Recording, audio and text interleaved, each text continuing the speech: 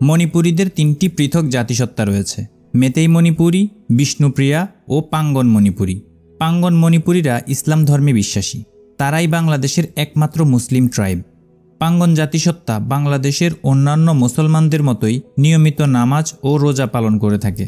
পবিত্র কুরআন শরীফ বিশ্বাসী একমাত্র ক্ষুদ্র জাতি পাঙ্গন সম্পর্কে জানব কাঠের প্রাসাদের আজকের পর্বে।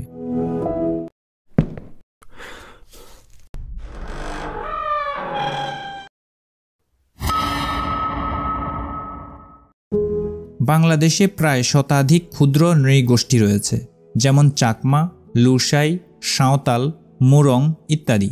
এসব ক্ষুদ্র জাতিগোষ্ঠী হয় বৌদ্ধ, না হয় হিন্দু অথবা নিজস্ব ধর্মীয় বিশ্বাসের। আমরা অনেকেই এখনও জানি না আমাদের দেশে পাঙ্গন নামের একটি মুসলিম নৃগোষ্ঠীরও বসবাস রয়েছে।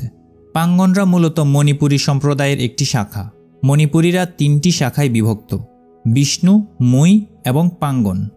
পাঙ্গনরা জাতিতে সুন্নি মুসলিম হলেও তারা বাঙালি সংখ্যাগরিষ্ঠ মুসলমানদের সাথে তেমন মিশতে পারেনি তাদের কঠোর জাতি প্রথার কারণে। তাদের ধর্মাচরণ, সমাজ ব্যবস্থা ও রীতিনীতির সঙ্গে বাঙালি মুসলমানদের যথেষ্ট পার্থক্য রয়েছে।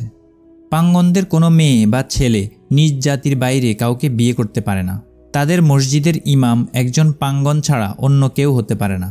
নানান সামাজিক ধর্মীয় অনুষ্ঠানে মাতৃভাষা ও ঐতিহ্যকে তারা ব্যাপক গুরুত্ব দিয়ে থাকে। তাদের মসজিদে খুতবা ও বয়ান তাদের নিজস্ব ভাষায় অনুবাদ করে পাঠ করা হয়। প্রচণ্ড ধর্মভীরু ও রক্ষণশীল এই পাঙ্গনদের মেয়েরা খুবই পরিশ্রমী এবং পর্দানশীল। তারা কঠোর পর্দা প্রথা মেনে চলে। এই সম্প্রদায়ে বিয়ের দিনে কাশিদা নামে পরিচিত এক ধরনের লোক ঐতিহ্যবাহী বিয়ের গান ও নাচের অনুষ্ঠান থাকে, যা পাঙ্গনদের একান্ত নিজস্ব সংস্কৃতি। পাঙ্গনরা বৃহত্তর সিলেট এবং মৌলভীবাজারের গহীনে বসবাস করে। খুবই শান্তিপ্রিয় এবং নিরীহ এই জাতিগোষ্ঠী বাংলাদেশের বৈচিত্র্যময় চিত্রের একটি অংশ। এদের আনুমানিক সংখ্যা প্রায় 30,000 এবং মূল ধর্ম ইসলাম। মুসলিম শরীয়তের বিধান অনুযায়ী তারা বিশ্বাস করে আল্লাহ আমাদের সৃষ্টিকর্তা এবং মুহাম্মদ সাল্লাল্লাহু আলাইহি ওয়াসাল্লাম তার প্রেরিত শেষ নবী। তারা ইসলাম ধর্মের নির্দেশনা অনুযায়ী যাবতীয় করণীয় কাজ একাগ্রতার সাথে পালন করে। ইতিহাসবিদদের ধারণা পাঙ্গন শব্দটি এসেছে পাঙ্গাল শব্দ থেকে। অনেকে আবার পাঙ্গাল শব্দটিকে বাঙ্গাল শব্দের বিবর্তিত রূপ বলেও মনে করেন। পাঙ্গনদের শারীরিক গঠন ও দেহাবয়ব মণিপুরী বিষ্ণুপ্রিয়াদের মতোই মিশ্র আর্য। তাদের মাতৃভাষা মণিপুরী মৈতে ভাষারই একটি রূপ। সপ্তদশ শতকের প্রথম দিকে অর্থাৎ প্রায় 1606 খ্রিস্টাব্দের দিকে হবিগঞ্জের তরফ অঞ্চলে পাঠান শাসক খাজা ওসমানের সেনাপতি মোহাম্মদ সানির সাথে মণিপুর রাজ্যের যুদ্ধ বাধে। এই যুদ্ধের ফলাফল সম্পর্কে ঐতিহাসিকদের মধ্যে মতের অমিল রয়েছে। একদল ঐতিহাসিকের মতে সেই যুদ্ধে মোহাম্মদ সানির বাহিনী পরাজয় বরণ করেন এবং 30টি হাতি ও অসংখ্য হাত বন্দুক সহ মহারাজ খাম্বেগার হাতে বন্দী হন। আরেক দল ঐতিহাসিকের মতে সেই যুদ্ধের অবসান ঘটেছিল সন্ধির মাধ্যমে, যার ফলে মণিপুরের তখনকার রাজা খাম্বেগারের ছোট রানীকে বিয়ে করেছিলেন সানি। সেখান থেকেই মাতা মণিপুরী ও পিতা মুসলমান এই সমন্বয়ে সৃষ্টি হয় নতুন এক সম্প্রদায়ের, যার নাম মৈতৈ পাঙ্গান বা মণিপুরী মুসলিম পাঙ্গন। আরেকটি মতবাদ অনুযায়ী মুসলিম সৈন্যরা বন্দুক প্রস্তুতকারক হিসেবে বা লবণ সংগ্রহের উদ্দেশ্যে মণিপুরে প্রবেশ করে।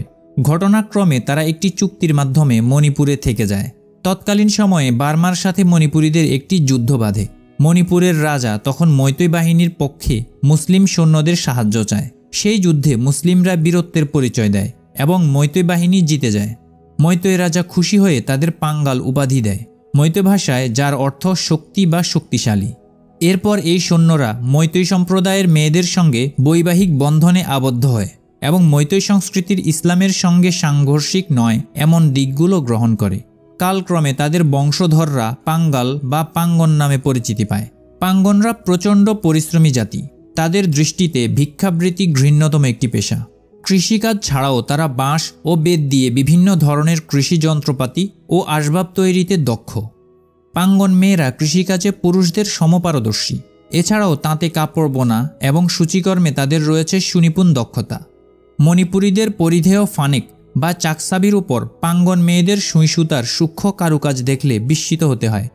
ইসলাম ধর্মাবলম্বী হওয়া সত্ত্বেও পাঙ্গনরা তাদের নিজস্ব সাংস্কৃতিক পরিচয় এবং ঐতিহ্য আজও বজায় রেখেছে।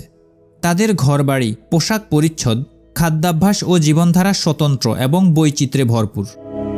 নিষিদ্ধ দ্বীপ সেন্টিনেলে বাস করে একটি ক্ষুদ্র জাতি। প্রচণ্ড হিংস্র এই জাতি বহিরাগতদের একদমই সহ্য করতে পারে না। নিষিদ্ধ দ্বীপ সেন্টিনেল ও এখানকার আদিমতম বাসিন্দাদের সম্পর্কে জানতে কাঠের প্রাসাদের এই ভিডিওটি দেখুন। নানান বৈচিত্র্যময় ও অজানা বিষয়ে জানতে আমাদের অন্যান্য ভিডিওগুলোও দেখুন।